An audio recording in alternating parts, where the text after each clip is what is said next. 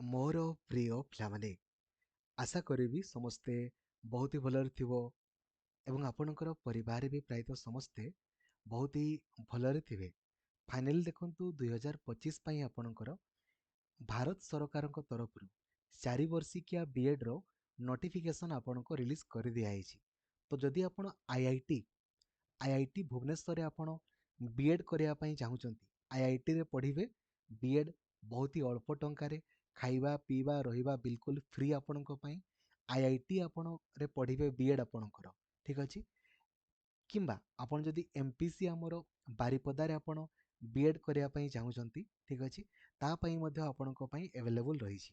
ତ ଯଦି ଆପଣ କିମ୍ବା ଆପଣଙ୍କର ଭାଇ ଭଉଣୀ ସାଙ୍ଗସାଥି ଯିଏ ବି +2 ଆପଣଙ୍କର ପରୀକ୍ଷା ଏଇ ବର୍ଷ ଆପଣଙ୍କର ଦଉଛନ୍ତି, ମାନେ +2 ପରୀକ୍ଷା ଆପଣଙ୍କର ଦେବେ, କିମ୍ବା ଯିଏ ବି ଆପଣଙ୍କର +2 କମ୍ପ୍ଲିଟ୍ କରିଛନ୍ତି, ଯିଏ +2 ବର୍ତ୍ତମାନ ଫାଇନାଲ ଇୟର ପରୀକ୍ଷା ଦେଇଛନ୍ତି, କିମ୍ବା ଯିଏ +2 କମ୍ପ୍ଲିଟ୍ କରିଛନ୍ତି ଆଉ ଯାହାର +2ରେ ମିନିମମ୍ ଜେନେରାଲ ପିଲାଙ୍କର 50%, ଏସଟି, ଏସସି, ଏସସିବିସି ପିଲାଙ୍କର ମିନିମମ୍ 45% ରହିଛି।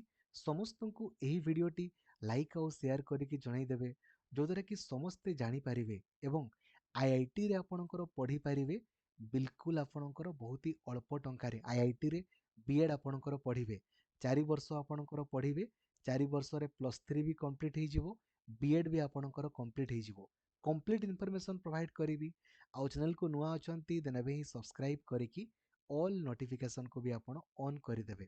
ଏବଂ ଡେଡିକେଟେଡ଼ଲି ପଢ଼ିବା ପାଇଁ ଚାହୁଁଥିଲେ ଏବେ ହିଁ ପ୍ଲେ ଷ୍ଟୋରକୁ ଯାଇକି ଆପଣ ଲକ୍ଷ୍ମୀଧର ସାର୍ ଅଫିସିଆଲ୍ ଆପ୍ଲିକେସନ୍କୁ ଇନଷ୍ଟଲ୍ କରିଦିଅନ୍ତୁ, ଯଦ୍ୱାରା କି ସବୁଦିନ 7 ରୁ 8 ଘଣ୍ଟା ଆପଣ କ୍ଲାସ୍ କରିପାରିବେ, ଠିକ୍ ଅଛି। ଫାଷ୍ଟ ଅଫ୍ ଅଲ୍ ଦେଖନ୍ତୁ, ୟାର ଅଫିସିଆଲ୍ ୱେବସାଇଟ୍ ହେଉଛି ଆପଣଙ୍କ ପାଇଁ NTA ମାରିବେ, NCET, ଗୁଗଲରେ ସର୍ଚ୍ଚ କରିବେ NTA NCET ସର୍ଚ୍ଚ କରିବେ ହେଲା। ଯେଉଁ ପ୍ରଥମ ୱେବସାଇଟ୍ଟି ଆପଣଙ୍କର ଆସିଲା exams.nta.ac.in/NCET, ଏଇଟା ହେଉଛି ଆପଣଙ୍କର ୱେବସାଇଟ୍ ଆପଣଙ୍କର ଅଫିସିଆଲ୍। ୟା ଉପରେ କ୍ଲିକ୍ କରିକି ଆପଣ ଅନଲାଇନ୍ ଆପ୍ଲାଏ କରିପାରିବେ। ୟା ଉପରେ କ୍ଲିକ୍ କରିକି ଆପଣ ଏଇ ଯେଉଁ ସିଲାବସ୍କୁ ଡାଉନଲୋଡ୍ କରିପାରିବେ। ୟା ଉପରେ କ୍ଲିକ୍ କରିକି ସବୁ ଜିନିଷ ଆପଣଙ୍କ ପାଇଁ ଆଭେଲେବୁଲ୍ ରହିଛି। ତ ଏଇଟା ହେଉଛି ନୋଟିଫିକେସନ୍। ୟା ଉପରେ କ୍ଲିକ୍ କଲେ ତ ଦେଖନ୍ତୁ ଅନଲାଇନ୍ ଆପ୍ଲାଏ ଆପଣଙ୍କର 20 ତାରିଖ ପାଖରୁ ଅଲରେଡ଼ି ଆରମ୍ଭ ହୋଇଛି। 16 ମାର୍ଚ୍ଚ ଆପଣଙ୍କର ଲାଷ୍ଟ ଡେଟ୍ ରହିଛି। ଯଦି କିଛି ଆପ୍ଲାଏ କଲା ସମୟରେ ଭୁଲ କରିବେ ତ 18 ମାର୍ଚ୍ଚ ଆଉ 19 ମାର୍ଚ୍ଚରେ ତାକୁ ଏଡ଼ିଟ୍ କରିହେବ। ଏକ୍ଜାମ୍ ଡେଟ୍ ଆପଣଙ୍କର 29 ଏପ୍ରିଲ ଆପଣଙ୍କ ରହିଛି। 29 ଏପ୍ରିଲରେ ଆପଣଙ୍କର ପରୀକ୍ଷା ହେବ, ଠିକ୍ ଅଛି। ବୁଝିଗଲେ, ଡେଟ୍ ଜାଣିଗଲେ। ଏବଂ ଆଚ୍ଛା, ଆପଣଙ୍କୁ ମୋର ଡାଉଟ୍, ସାର୍ ଏଇଟା କ'ଣ ମୁଁ ଜାଣିପାରୁନି। ତ ଦେଖନ୍ତୁ, ଏଇଟା ହେଉଛି ଆପଣଙ୍କର, ଆପଣ ଜାଣିଥିବେ ବର୍ତ୍ତମାନ ସବୁ ଜାଗାରେ 4 ବର୍ଷିକିଆ ବିଏଡ୍ ଆପଣଙ୍କର ପ୍ରାୟତଃ ଆସିବା ପାଇଁ ଯାଉଛି। ତ ଆମ ଓଡ଼ିଶାରେ ମଧ୍ୟ 2ଟି କଲେଜକୁ ଆପଣଙ୍କର ସିଲେକ୍ଟ କରାହେଇଛି ଏଇ ITEP ପାଇଁ ବା ଇଣ୍ଟିଗ୍ରେଟେଡ୍ ଟିଚର ଏଜୁକେସନ୍ ପ୍ରୋଗ୍ରାମ ପାଇଁ। ଭାରତର ସବୁ ରାଜ୍ୟରେ ସବୁ କଲେଜ ରହିଛି, ବଟ୍ ଆପଣ ଯଦି ଓଡ଼ିଶାରେ କରିବା ପାଇଁ ଚାହୁଁଛନ୍ତି, ଓଡ଼ିଶାର ଆମର ଏଇ 2ଟି କଲେଜକୁ ଆପଣଙ୍କ ପାଇଁ ସିଲେକ୍ଟ କରାହେଇଛି, ଠିକ୍ ଅଛି। ଗୋଟେ ହେଉଛି ଆପଣଙ୍କର IIT ଭୁବନେଶ୍ୱର, ଆଉ ଗୋଟେ ହେଉଛି ଆପଣଙ୍କର ଇଣ୍ଡିଆନ୍ ଇନଷ୍ଟିଚ୍ୟୁଟ୍ ଅଫ୍ IIT ଆପଣଙ୍କର ଭୁବନେଶ୍ୱର, ଯେଉଁଥିରେ ଆପଣଙ୍କର BSc BEd କରିପାରିବେ। ମାନେ 4 ବର୍ଷରେ ଆପଣଙ୍କର BSc ବି କମ୍ପ୍ଲିଟ୍ ହେଇଯିବ, BEd ବି କମ୍ପ୍ଲିଟ୍ ହେଇଯିବ। 50ଟି ଆପଣଙ୍କର ସିଟ୍ ରହିଛି। ଆଉ ଗୋଟେ ଆମର ରହିଛି MPC ଆପଣଙ୍କର ଅଟୋନମସ୍ ବାରିପଦାରେ, 4 ବର୍ଷରେ ଆପଣଙ୍କର BA BEd ପାଇଁ 50ଟି ସିଟ୍ ଅଛି, ଆଉ BSc BEd ପାଇଁ 50ଟି ଆପଣଙ୍କର ସିଟ୍ ଅଛି। ସିଲେକ୍ସନ୍ ତାହେଲେ କେମିତି ହେବ? ତ ଆପଣଙ୍କୁ ଏଣ୍ଟ୍ରାନ୍ସ ଦେବା ପାଇଁ ପଡ଼ିବ। ଏଣ୍ଟ୍ରାନ୍ସରେ ଭଲ ସ୍କୋର କଲେ ହିଁ ଆପଣମାନେ ଆଡ଼ମିସନ୍ କରିପାରିବେ, ଠିକ୍ ଅଛି। ତ ଯେଉଁମାନେ +2 ସାଇନ୍ସ ଆପଣଙ୍କର ପଢ଼ିଛନ୍ତି ସେମାନେ ଆପଣଙ୍କର ଚାହିଁଲେ ଆର୍ଟ୍ସ ବି କରିପାରିବେ, ସାଇନ୍ସ ବି କରିପାରିବେ। କିନ୍ତୁ ଯେଉଁମାନେ +2 ଆର୍ଟ୍ସ ପଢ଼ିଛନ୍ତି ସେମାନେ କେବଳ BA BEd ହିଁ ଆପଣଙ୍କର କରିପାରିବେ, ଠିକ୍ ଅଛି। ବୁଝିଗଲେ। ତ ଭାରତରେ ଯେତିକି ବି ଆପଣଙ୍କର ରାଜ୍ୟ ରହିଛି, ସବୁ ରାଜ୍ୟମାନଙ୍କରେ ପ୍ରାୟ ମ୍ୟାକ୍ସିମମ୍ କଲେଜ ଏଥିରେ ଲିଷ୍ଟ ଲେଖା ହେଇଛି କେଉଁ କେଉଁ କଲେଜରେ ଆପଣମାନେ ଆଡ଼ମିସନ୍ କରିପାରିବେ 4 ବର୍ଷିକିଆ ବିଏଡ୍ ପାଇଁ, ଠିକ୍ ଅଛି। ଗୋଟିଏ ପରୀକ୍ଷା ହେବ, ସେଇ ପରୀକ୍ଷାର ମାର୍କ ଅନୁସାରେ ଆପଣ କୌଣସି ବି ଜାଗାରେ ଆଡ଼ମିସନ୍ ଆପଣଙ୍କର କରିପାରିବେ। ବୁଝିଗଲେ, ଠିକ୍ ଅଛି। ତ ଆପ୍ଲିକେସନ୍ ଫି ସମ୍ପର୍କରେ ଆଗ ମୁଁ ଆପଣଙ୍କୁ ଡିସ୍କସନ୍ କରିବି। ତା ପୂର୍ବରୁ ଆଗ ଦେଖନ୍ତୁ ଆପଣଙ୍କର ଆଉ ଗୋଟେ ଡାଉଟ୍। ଏକ୍ଜାମ୍ ଡେଟ୍ ଆପଣ ଜାଣିଗଲେ, ପରୀକ୍ଷା ଆପଣଙ୍କର 29 ଏପ୍ରିଲରେ ଆପଣଙ୍କର ହେବ। ତ ସର୍ବମୋଟ 181ଟି ଆପଣଙ୍କର କ୍ୱେଶ୍ଚନ୍ ପଡ଼ିବ, ଯେଉଁଥିରେ ଆପଣଙ୍କୁ 160ଟି କ୍ୱେଶ୍ଚନ୍ ଆପଣଙ୍କୁ କରିବା ପାଇଁ ପଡ଼ିବ। କ'ଣ କ'ଣ ଏଥିରେ ପଡ଼ିବ ଦେଖନ୍ତୁ। टीचिंग एप्टीट्यूड 23टा क्वेश्चन, जनरल टेस्ट 28टा क्वेश्चन, एगोटा कंपलसरी।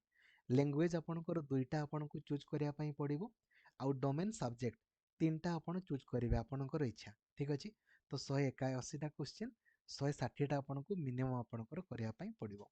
नेगेटिव मार्किंग संपर्क रे टिके आपण भलसे देखिबे, नेगेटिव मार्किंग एथे रहिছে ना रहिनी। एग्जाम टाइम रे मध्ये आपण देखिबे जदि आपणकर नेगेटिव मार्किंग थिबो देन सब क्वेश्चन करिवेनी। एग्जाम सेंटर को जगह रे आपणकर रहिछि, मु आपणको हाथ जोड़ी की अनुरोध करिवि, जदि आपण माने परीक्षा देबे तो जल्दी अप्लाई करिवे, नहले ओडिशा बाहर आपणकर सेंटर पड़ी पारे। ओडिशा बाहर सेंटर पड़िले आपनको पई असुविधा हो जिवो, तो जल्दी ही अप्लाई करिवे। आपणकर भाई भौणी जे भी प्लस टू फाइनल ईयर रे पढुचंती किंबा जदि प्लस टू कंप्लीट करिसंती तांको अप्लाई करिया पई कहिवे। ठीक अछि, तो ओडिशा रे हमर को जगह रे परीक्षा हबो, अनुगुण, बालेश्वर, बरहमपुर, भद्रक, भुवनेश्वर, कटक, राउरकेला और संबलपुर, एई सब जगह रे आपण माने परीक्षा देई पारिबे आपणकर इच्छा अनुसार। ठीक अछि, जानि गले। एबे आस देखंतु दुईटा जो लैंग्वेज आपणकर पड़िबो, आपण एई भितरु कोनोसी भी दुईटा लैंग्वेज को चूज करिवे। मो मतरे इंग्राजी आ हिंदी चूज करंतु, नले इंग्राजी आ ओडिया दुईटा आपणकर पड़िले, दुईटा आपणकर गला।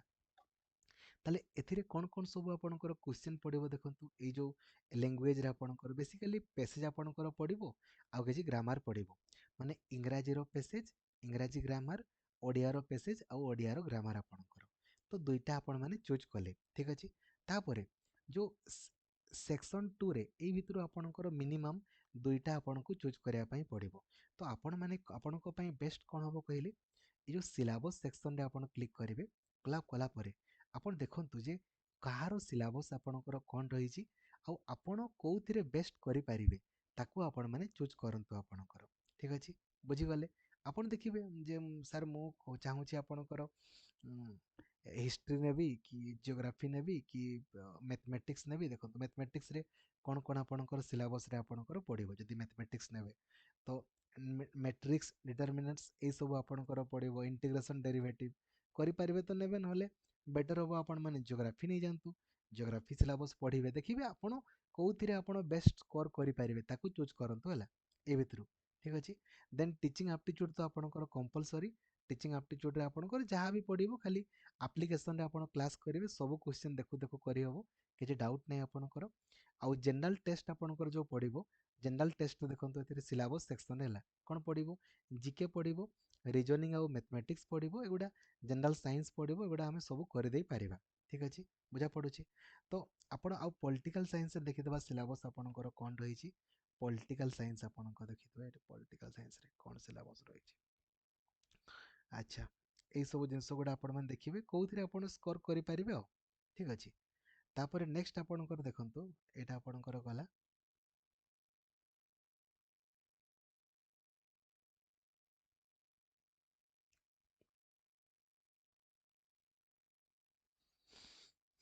ता लैंग्वेज आपण दुईटा आपणकर चूज कले।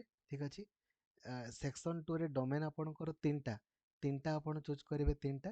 ठीक अछि, आउ जनरल टेस्ट तो आपणकर कंपलसरी, टीचिंग एप्टीट्यूड आपणकर कंपलसरी आपणकर रहिछि। ठीक अछि, हैला। आउ एथिरे बाकी जिंस आपणकर केते टंका एप्लीकेशन फी ताहा प्राय आपणकर एथिरे मेंशन हेई नाही बोधे, आपण टिके पढ़ी देबे हला, टिके निजे निजे पढ़ी देबे, आउ सबु सांग मानको भी आपण माने शेयर कर देबे ता संपर्क रे। आगो भलसे देखंतु हला, लैंग्वेज 1 आउ 2 रे आपण जोउतरे माने कोन पढ़िबो कहि देली, पैसेज पढ़िबो, ग्रामर पढ़िबो। टीचिंग एप्टीट्यूड रे आपणकर टीचिंग एप्टीट्यूड देखु देखु करि हबो, आउ जनरल टेस्ट तो कंपलसरी जोउतरे आपणकर सब पढ़िबो, रीजनिंग, जीके, मैथमेटिक्स सब आपणकर कंबाइनली। आउ जो तीनटा आपणकर डोमेन सब्जेक्ट आपण ए सिलेबस सेक्शन में क्लिक करके देखिबे को तीनटा नेले आपणको पई बेस्ट हो। ठीक अछि, थैंक यू, जय जगन्नाथ, धन्यवाद, थैंक यू।